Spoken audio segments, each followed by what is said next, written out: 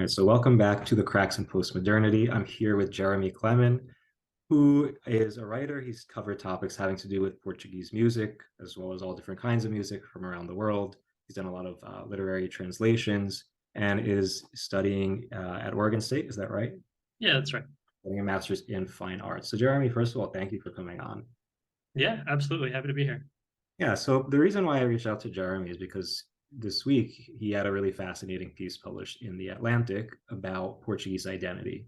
How should Portuguese people be classified? Are you Latino? Are you white? Are you Hispanic? How do these categories apply to this particular ethnic group, which has had a long legacy in the United States? So can you start by telling us a little bit about your own personal identity, your own background, and your Portuguese heritage?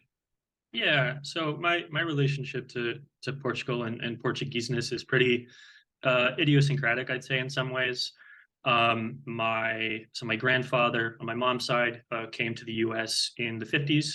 Was born and raised in Lisbon. Was in the Portuguese Navy and just found himself here and ended up staying.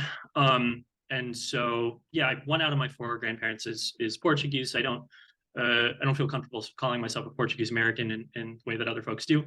But that sort of part of my background had an outsized impact on my life, in part because his wife, I never met, was estranged from, and she herself was adopted. And so as a result, besides my mom and my grandfather, functionally half my family on my mom's side still lives in Portugal. I've lived in Portugal for a year and a half in roughly 2016-17. I speak Portuguese. And so, yeah, I would say uncommon. I didn't grow up in a Portuguese sort of enclave, like a Newark, like a Fall River, like an Artesia in California, which is actually not far. But yeah, that's more or less that's sort of my relationship with Portugueseness. Also lived in Brazil for a while. Yeah, so in your article, you talk about how the way that Portuguese identity has been classified differently as time has gone on since Portuguese people first started immigrating to the U.S. So for those who haven't read it, can you give like a brief overview of how Portuguese people have been categorized differently since the beginning up until now? Yeah, absolutely. So the Portuguese, and this is for the most part from my reporting that I did for the piece, but the Portuguese come largely in three waves, um, situating themselves primarily in on both coasts. And so you have places like Fall River, Newark, other places in Mass, in Rhode Island. They still make up 10% of the population. And then on the other side of the other coast, California, they are in primarily the sort of central coast region, so Greater Fresno, et cetera, tend to do kind of better off there than they're doing on the East Coast, where they're living primarily in squalor, working in factories.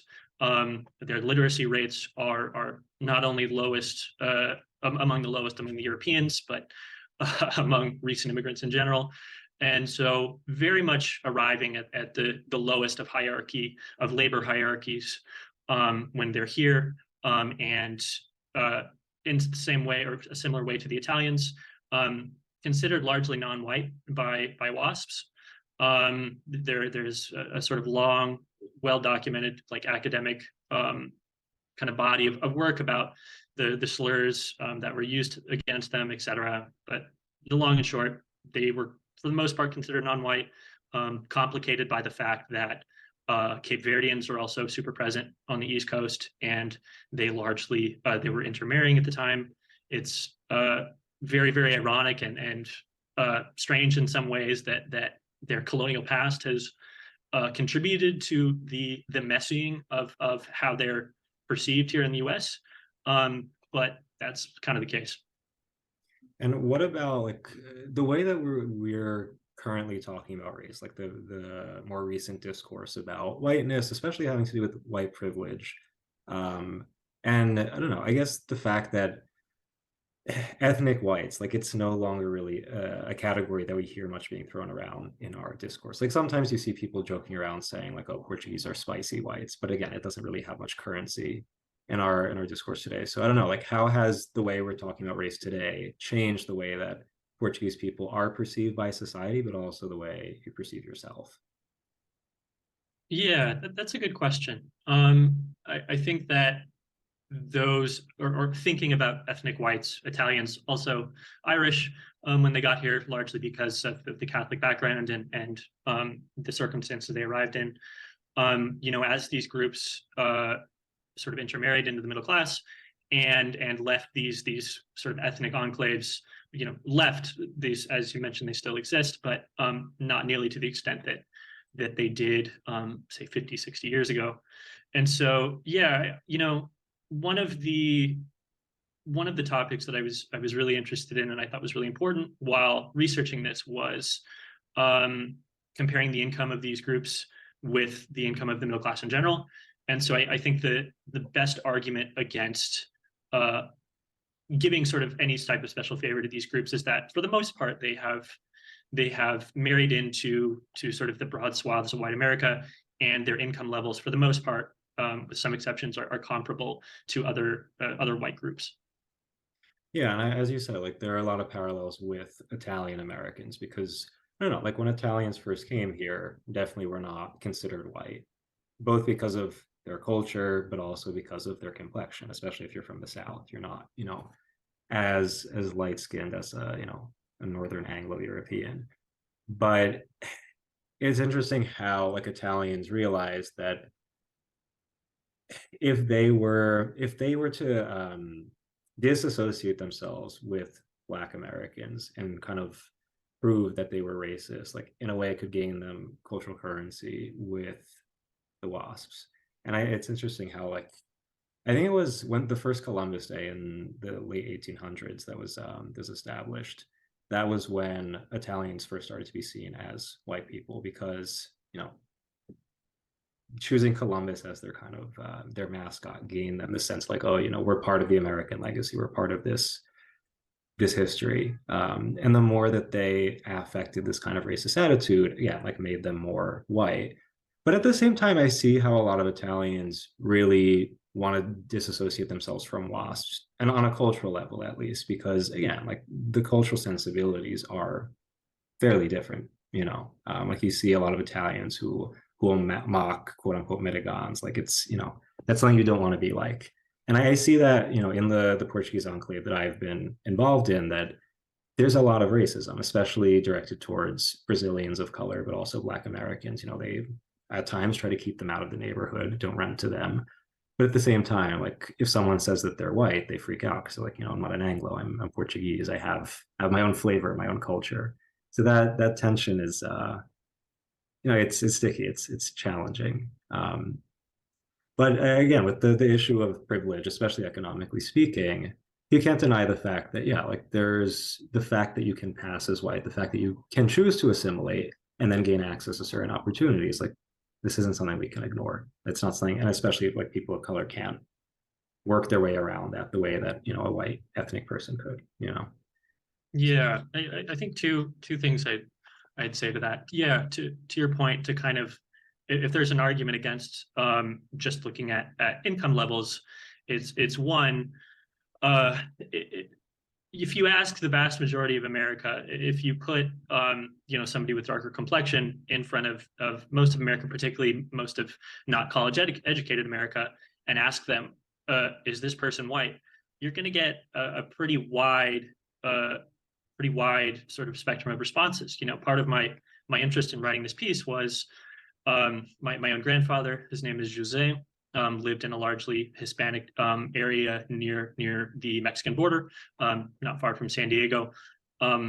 For most of the 50 or 60 years he was there, and whenever I was with him and he was interacting with strangers, it was clear that they assumed he was Mexican. Because he's in a largely Hispanic area. His name is Jose, spelled the exact same, right? My own grandfather on my dad's side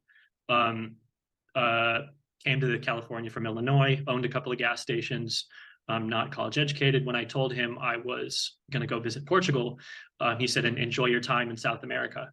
And so to your point, you can, these things are complicated, right? Like you're relying on people to make these snap judgments, which is I think a lot of what sort of racial imagination is in the States.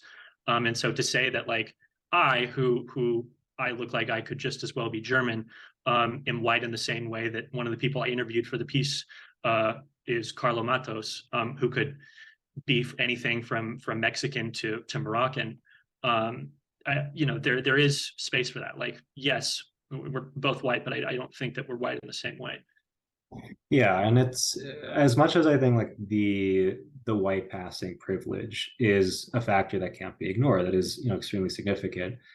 I do find that the current discourse that we have right now that really focuses on certain power dynamics, especially when it comes to politics and economics, it does kind of flatten out the role that that our cultural sensibility plays in our identity. Because as much as yes, like we can blend in with the WASPs when it comes to certain economic opportunities, the cultural sensibility does tend to have a lot more in common with Latinos from South or Central America or the Caribbean, or even with Black Americans. There's I often find like the WASP sensibility has this kind of very purified, very genteel attitude towards life that in the Mediterranean you're not going to find that. In most warm climate cultures, you're not going to find that.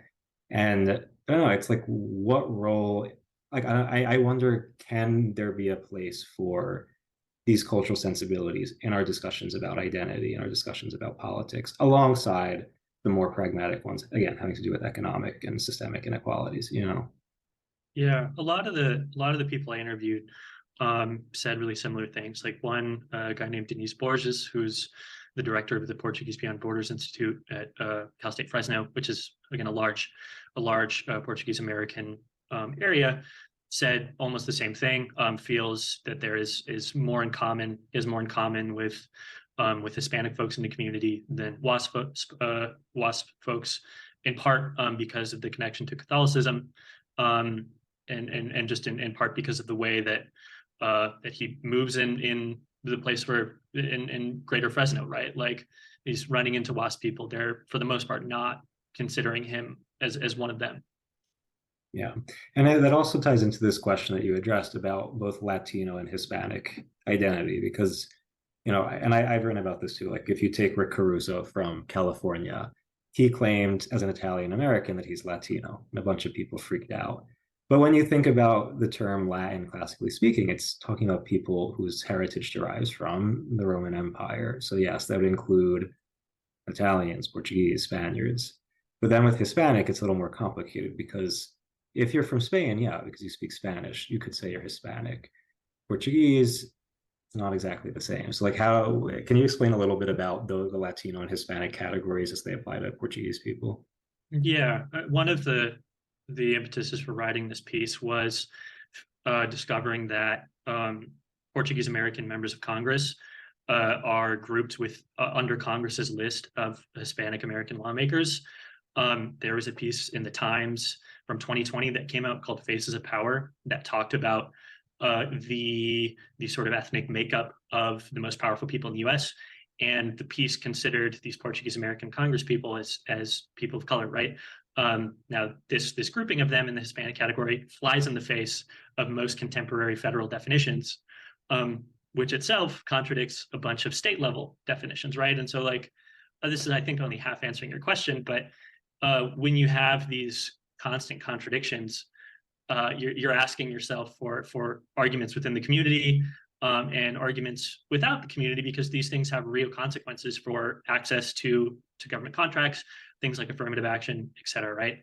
I think I've only answered half the question, but No, it's an interesting point, and especially in terms of opportunities, like I don't know, if you're dealing with like applying to a university or a job, because I've had students who are Portuguese who have asked, when I'm applying to college on the Common App, do I check off that I'm Hispanic or not? mhm. And it's an interesting question because sure, most of them in certain contexts could be white passing. Some of them, again, because of their complexion, maybe not as much. But in terms of, again, are they at an economic disadvantage? A lot of them did come from working class families who, and our first generation, we're going to be first generation college kids. Like, should they get that special help? Or should the fact that they are white and haven't had to deal with systemic racism, should that bar them from getting special privileges? So Yeah. it's complicated. And on the question of Hispanic in particular, one of the real sore spots among folks I spoke with was the fact that people from Spain, for the most part, some of the state definitions differ, but for the most part, people from Spain fall under the definition of Hispanic. And so, on the one hand, to afford these privileges to people from Spain and not from Portugal is pretty goofy. But at a larger level, also, part of the reason that the Spanish fall under this category, according to one of the people I spoke with, Dr. Dulce Maria Scott, was because of extreme lobbying in the 80s from the part of Spanish American business people, because they wanted to maintain a lot of these sort of institutional advantages that the minority label will provide, right? And so, like, yeah, I don't. There's not an answer to that, other than, like, obviously, these categories, especially for the Spanish, are fall short. Yeah, no, I mean, there's no simple answer, but I do think this should provoke us to kind of widen the discourse on our identities, because if we're just going to limit it to these very narrow categories, again, based on socioeconomic factors, like, you're ignoring a lot of other parts of what make us who we are, the other pieces of our identity, you know. And it's like, if you take an example, like, you know, we were messaging each other about Rosalia, who's from Spain, but has been winning awards in Latin American music categories. So, I mean, technically, yeah, she's Latin, but she's making music that was created by people that Spain colonized. So, like, is it really fair? Should there be, I don't know, as an artist, should she have the freedom to express herself as she wants to? It's complicated. It's complicated. Yeah, You know. I think it is complicated. Like, I think of one of my closest friends growing up. His dad was from Spain, came to California's 30s, guy named Fernando. I understand that he's from Spain and that Spain is a European country and a former, colonial power. But a lot of folks that he's interacting with in California, he's dark skinned, has a heavy accent that is clearly of Spanish origin, or of a Spanish speaking origin.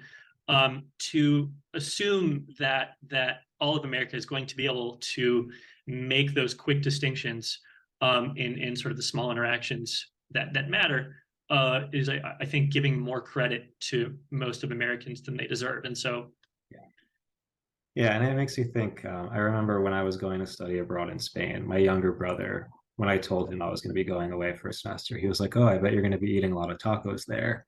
So this, like, Americans just don't really have these the nuances of, like, the different kinds of categories. It's just like, oh, Spanish, exotic, you know, we're gonna group them all together. And, like, I don't know, even if you think before the current stuff with Rosalia, like back in the 90s when Enrique Iglesias was big, he was marketed as like a Latin music, a Latin artist, you know, because again, there isn't the category for like a Spaniard who's, and again, if we're thinking about the music he was making, it was this like commercialized, I don't know, like mix of flamenco, rumba, bolero, which is, again, you see it in Spain, but also you see it in the Caribbean. So, like, how do you categorize someone like him? It's, if you yeah. don't have that kind of nuance, I'm like, oh yeah, sure, he's Latino, he's Hispanic, whatever, you know. Yeah, no, one of the people I interviewed who didn't quite make it into the piece had received I think it was, don't quote me on the exact title, but it was like a Latin Book Award, award in 2012 or 2013 as a Portuguese American. And so again, it's the lack of consistency is, I think, in part the reason that a lot of these questions are still lingering, both in kind of the discourse, but also again in legal issues. Yeah, and so that brings me to the question about assimilation, which again, like, is something that I've been thinking a lot about, writing a lot about, because I see on one hand, like, if you look at one of these Portuguese enclaves, like in Newark, there's still a very strong Portuguese hold on the neighborhood. You do have a lot of Brazilians, some Spaniards. You have more and more Ecuadorians and Salvadorians coming in, but most of the businesses are owned and run by Portuguese who still live in the neighborhood. You do have an increasing amount of people moving away to the suburbs. You know, as they make money off their businesses, they can afford to go off. And a lot of them do lose some of the cultural sensibilities. Some of them, you know, don't teach their kids to speak Portuguese. Um, and I don't know, like, on one hand, there's definitely a value in becoming part of the culture, and again, learning English at least, and becoming not being too held down by the old world ways. But at the same time, I do see something is lost in the process of assimilation, especially again if you're moving to suburbia and losing the ties with the community, with your people. So I don't know, like I'm curious to hear any thoughts you have about assimilation as it pertains to the Portuguese kind of context. Yeah, it's kind of a double-edged sword, right? In that, like, part of the reason that the best argument for not considering the Portuguese as any different, Portuguese Americans as any different from WASPs is, again, because for the most part, they've been absorbed into the sort of broad white middle class, right? And so on the one hand, as a Portuguese American, you're happy that these income levels are rising, and that like these communities are gradually leaving what were, again, sort of really poor living conditions historically, et cetera, right? Like they're living in these isolated communities, and for the most part staying that way for a while, right? And so you're happy that they're sort of gaining entrance into the middle class. But again, like Fall River, it's pretty cool to walk down the street and like see 4 different Portuguese bakeries, right? You live in Newark, like there's something special and uniquely American in some ways about these communities, right? Like I go to an Italian American enclave in the US, it's going to be totally different from what an Italian enclave would look like in somewhere like Argentina 70 years ago. And that's part of the beauty, I think, of immigration, is that these new identities are formed, right? And so you want to valorize those and hold on to them, but you also want like your people to not suffer economically. So I don't know. Yeah, I mean, and I can just say for myself that like I grew up in the suburbs with I mean, most of my classmates were ethnic whites, but kind of presented with the WASP sensibility, like we're totally assimilated. And I found that the lack of connection to my roots, and speaking on a physical level, like not living around people with whom I can share a tradition, a language, a legacy, like I did really feel that void. Like I felt this kind of emptiness that an ethnic identity can fill. And I found myself envious of the few classmates I had who were a little bit more tied to their roots, who primarily were the Black and Hispanic kids, because there are more of them. Their identity is more like a more of a tangible reality than for those of us who are Italian American or the Irish Americans. And I think that that's like, again, within our discourse on identity, I think there needs to be this question of like, to what extent do our roots like shape our sense of our happiness, our sense of purpose, even on a psychological level. Because again, if we don't have those roots, if we don't feel like we belong to something concrete, then I don't know, identity runs the risk of becoming very abstract, very, very flat. And it can be depressing. I don't know. I mean, have you seen that? Have you felt that way in any at all in your own experience? Yeah, I have thought about it in a slightly different context, I'd say, but along I think the same lines. If you come to the U.S. with just your nuclear family, which so many immigrants do, like you speak about feeling a sort of loss of sense of community. The way that I've felt that is, especially as I've grown older, my parents have got older, is that on the one hand, Portugal had played a sort of pretty defined limited role in my life growing up. My grandfather was from there, but again, as I've gotten older, it's primarily I felt it as a sense of absence in some ways. I have no family on half my side that's here in the U.S. Everybody I called aunt and uncle growing up has realized at some point, oh, these actually aren't people related to me. And then of course they've since spread out and moved to different states, as so many people from California are doing. And so, yeah, I think that this is a slightly different point than you're making, but I think part of the experience of having family recently come over to the U.S. is that your family tends to be quite small, and that sense of community can be quite limited. Yeah, no, and I think that's definitely a big piece of like this need for community, this need to be connected to, a stable group of people that shapes your identity, shapes your sense of self. But that being said, I did want to move on to talk a little bit about your experience in your writing about Brazil. Because there's a lot of interesting things that you cover in your work. So I would say, like, let's start with talking about what have you observed about the relationship between Portuguese and Brazilians? Like, what, I don't know. I'm curious about like the tensions, but also like the cultural exchanges, the enrichment from that interaction that you've seen. Yeah, that's a really good question. I guess maybe first I would want to say that another part of the interest in writing this piece, much of what I bring up about the Portuguese in the US is also relevant to Brazilians. The fact, for example, that we in the US group a Ukrainian immigrant from Curitiba or Floripa in the south of Brazil in the same sort of category of Latino as somebody from the Northeast who is largely of indigenous or African descent, is, I think, one of the best examples of why these terms fall short at times. And so, again, that's, I think, a sort of not a great answer to your question, but yeah, it's a weird, I don't know, it's a weird relationship. Portugal is 10 million people. Brazil is 200 million plus. The Portuguese language lives because of Brazil. And again, part of what you had mentioned in one of your Substacks about relationships between Italian Americans and I think it's largely blacks in the piece, were these sort of pushes and pulls at both being on the sort of lower end of these, kind of imagined race hierarchies. And so, yeah, and I'm sure you know better than I do, communities primarily in the Northeast where you have both Portuguese and Brazilians. The Portuguese are at once seen as this other category, but are at the same time seeing the Brazilians as even less, right? I don't know. It's just this weird push and pull, I think. Yeah, and that's something that I've observed in Newark, that especially older Portuguese people who live there, like, will have this kind of animosity towards the Brazilians because they're not, like, we're superior to them. But at the end of the day, like, they have to interact with each other because they're renting to the Brazilians. They're buying, they're frequenting each other's businesses, and then the shared language. Like, there's. I feel like the tension can be surface level a lot of the time. But it's, again, like, the racial factor is complicates it because a lot of the Brazilians are white passing. So it's, at what point can you make this claim of superiority based on your race?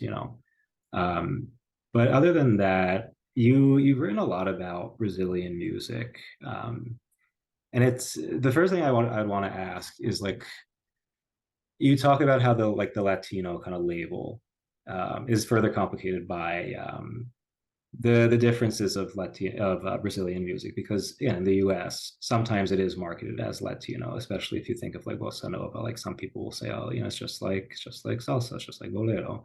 So I don't know, like, tell us a little bit about your observations with Brazilian music and how it's conceived, how it's categorized.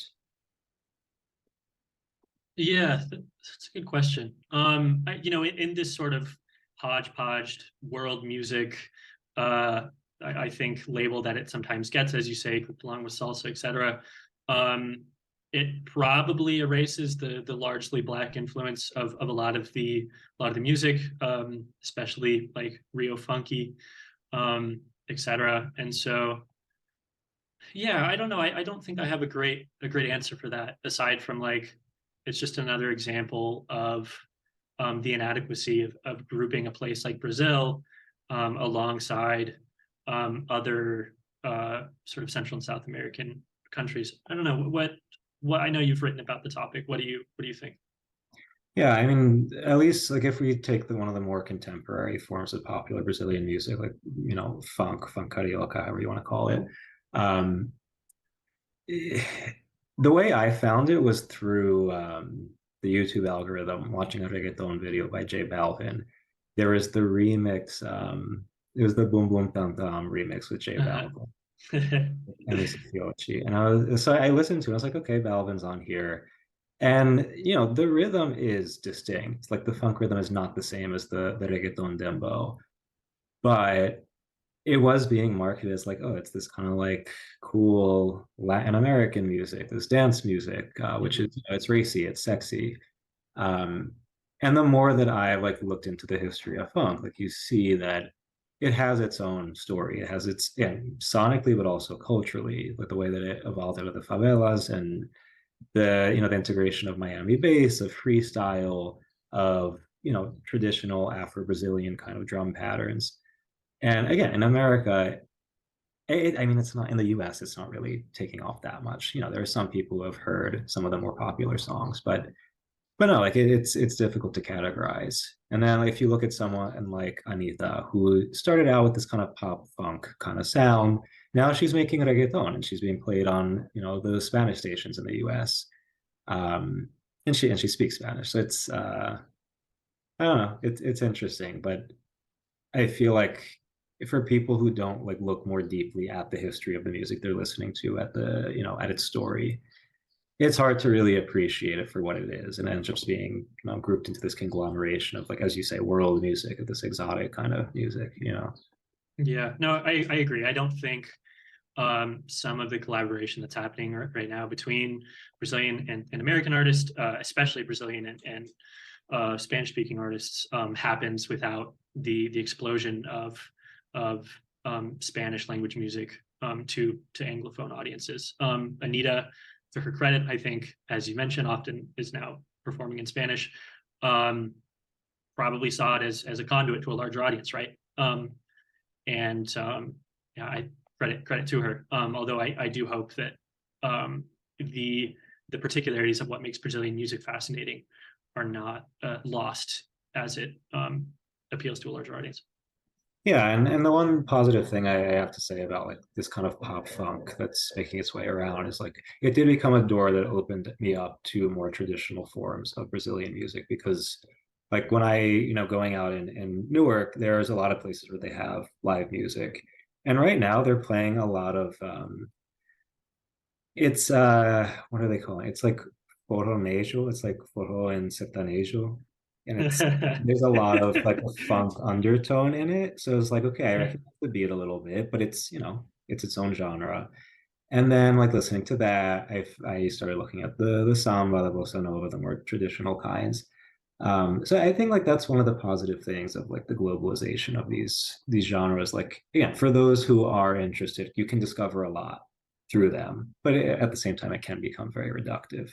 But I have to say, like the more I've discovered about Brazilian music, it's like it's really it's its own thing. Like there's such an incredible mix of cultures going on, and like real artistic genius in some of these artists. So I don't know. I've been enjoying what I've discovered through it, but Yeah, no, I agree. And one of I think the fascinating things about living in Brazil is that like it's of course English language globalization has infiltrated nearly every corner of the earth, right? But like you're in a place with a really, really rich sort of artistic history of its own and ongoing. And so like to go out on a night and not hear any English language music at all, again, that's not going to happen every time, but the fact that there are still places like that where that's a possibility is fascinating and worth trying to preserve, I think. yeah, and I do want to touch on, a kind of controversial topic, but connected to funk. So I first found out about Bolsonaro not through the news, but through this. I guess he had someone do a campaign song for him, and it was like a funky MC. And during his campaign, cars in Newark were like blasting this song, and they had the Bolsonaro stickers all over it. And I started seeing the posters, and it's weird because like, okay, it's kind of funny that you have this presidential candidate having a funk MC make a song for him. At the same time, like as you've written in some of your articles, like has had some choice words to say about funk, especially with, like you could see there's a racial charge behind it. So I don't know. I am curious to hear some of your observations about the Bolsonaro phenomenon, but especially as it has to do with what we've been talking about like identity and whatnot. Yeah, so I was in Brazil in 2018 when Bolsonaro was elected. The city I was in, Curitiba, roughly 2 million people. I think on the first round, the Brazil voting thing will have two rounds, but I think on the first round, 76% of the city voted for Bolsonaro, and So yeah, I mean, again, a totally different context from the US in that the South tends to be much more well off. Curitiba is, I think, in quality of life is probably comparable to some of the poorer US states. Um, and so I don't know. Yeah, at the same time, like you go out and you're listening to the funk and everybody's having a great time. Um, and then you're realizing, oh, 3/4 of these people have voted for Bolsonaro. Um, that cognitive dissonance was aware. I was in my head at all times. Um, and so yeah, I think really much intelligent to say besides it was a really kind of bizarre experience, and also like uh demonstrated how the different ways that populism can go. Um, like in here, populism is associated with largely middle America, largely folks haven't gone to college. Wasn't the case there. Populism still took hold. So yeah, weird time to be there. Yeah, interesting. So the last thing I wanted to ask you, yeah, I wanted to hear a little bit about the feedback you've been getting on the article, because it sounds like you've had some varied responses. Yeah, so I was surprised. I think it has come in waves. First, to my horror, white nationalist Twitter seemed to pick it up. The messages were largely incoherent. I think that they were probably just, I don't know, saw something that could be misinterpreted as race science and kind of ran with it. Have also gotten, I would say, a mixed response from the left. I think a lot of folks who read the piece saw parallels to kind of the ongoing struggles that Latino and Hispanic communities, for example, have in these kind of classification things, which are inevitable for things like the census, for affirmative action, et cetera, right? And so, yeah, I would say largely a troll response from the right, a mixed response from the left, a lot of kind messages from Portuguese Americans, saying this is something I've always thought about. I've talked about with my family. I've always felt in this kind of weird apart category. A real mix, though I will say I think a lot of the response in part has been to the title, which, as you know, writing for a large publication, you don't really have much control over. And so you see the title and you think, oh, they're getting the calipers out, or like, what do you mean, right? But all to be expected, I think. Yeah, no, I think it's fair. So before we go, Jeremy, anything that you want to plug, anything you want to share with the listeners? You can follow me on Twitter, I guess, at Jeremy Klemin. I tend to be most active there. We'll probably shy away from writing about race and ethnicity again for a while. Just give myself a second to breathe. Write a lot about sort of disability politics in other contexts. So yeah, that's, I guess, the only thing. Awesome. Well, Jeremy, thank you so much for coming on. Yeah, thanks for having me again. This is great.